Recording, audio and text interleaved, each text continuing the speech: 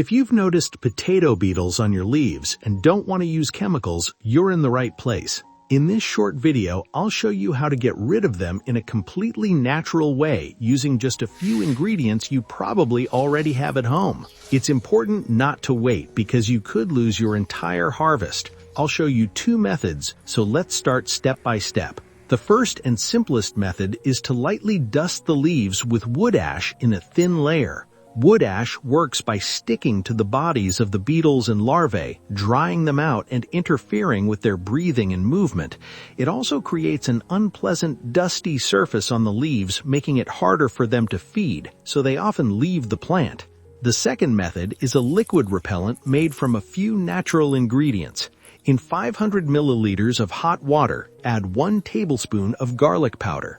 Garlic has a very strong, pungent smell that bothers beetles and larvae so much that they stop coming to the plant and look for another place to feed.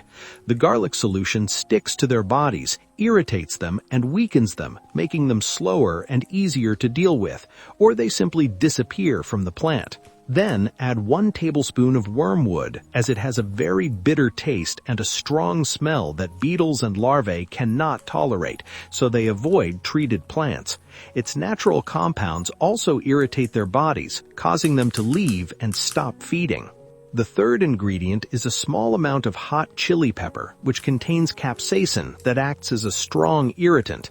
When it comes in contact with the bodies of larvae and beetles, it causes a burning sensation and disrupts their movement and feeding.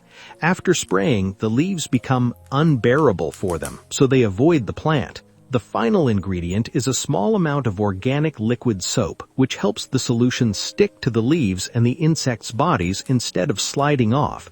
It also breaks down their protective outer layer, making it easier to dry them out and suffocate them, enhancing the effect of the other ingredients. If you don't have all the ingredients, you can leave some out, but this combination works best. Let the mixture sit for a while, then strain it. If needed, you can dilute it with a bit more water. Spray the plants early in the morning or late in the evening when there is no strong sun. Tell me in the comments how you've been getting rid of these pests so far. See you in the next video.